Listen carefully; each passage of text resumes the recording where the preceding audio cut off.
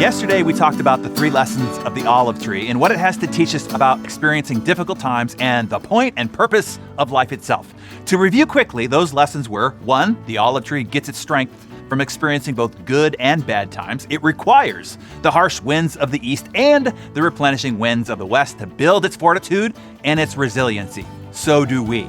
Number 2, that we need to shed the bitterness and hardness that we can develop as we experience these harsh times. And number 3, that in the end, it won't be our fruit that is valuable, but the oil that is generated from it. That will be the light to the world. It will be our accumulated boons, our wisdom, and the example that we contribute to others that will be our ultimate legacy for having even existed. There are 3 more lessons this significant tree has to teach us about becoming a more resilient, productive, and valuable as a human being. Number 1, the olive tree is vigorous in its growth and steadfast in its independence. Olive trees develop extensive root systems that spread far and wide, even further than the reach of its leaves. It does not make itself dependent upon hope or good luck, hoping that the skies above will provide the rain that it needs to survive. No.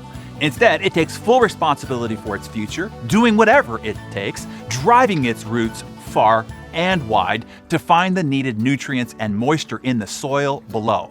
This is why it can thrive in even the most harsh or severe climates where other trees cannot.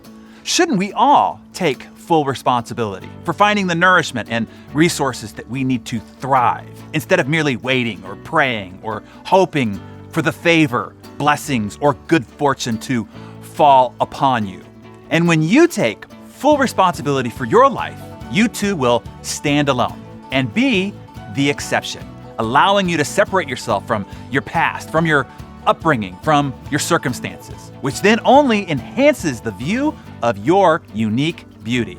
And number 2, olive trees start producing the fruit of their purpose between 6 and 10 years of age, and they reach their peak between 40 and 50 years of age. And if they are cared for through radical pruning and removing of excessive branches, olive trees can continue to produce for hundreds of years.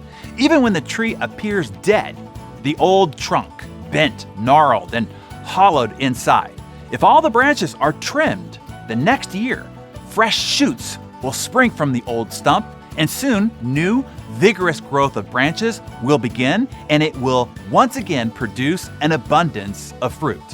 All this is true of us as well.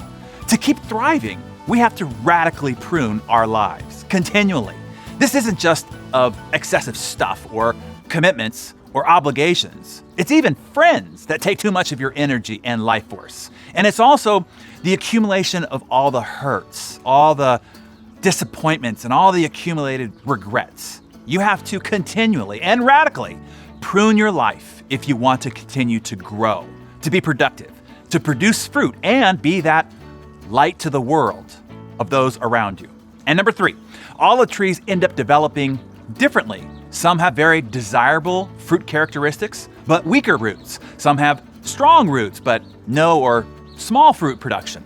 Others might have excellent resistance to fungus or pest, but have low oil yield. So what do? You graft the strengths of one tree onto the weaknesses of another. Grafting can combine the strong roots and good fruit into the same tree, or the disease-resistant one and then the high-yield one into the same tree. This is how I see personal growth and mentorship working in human development. I have grafted on the strengths of many mentors, particularly in areas where I was not as strong as I needed to be. And because of all the grafting, fusing in of all the strengths and insights and experience from older, wiser, even more productive mentors and their material, it all got combined into one tree, me. This is true for you too, and really why we're here each morning. I hope to graft in an idea, an insight, or a resource into you that will further enhance your ability to produce better and better fruit every day, so you could be a bigger and brighter light to the world through the oil that will be hard pressed out of your successful journey. As Maya Angelou said, I come as one, but I stand as 10,000.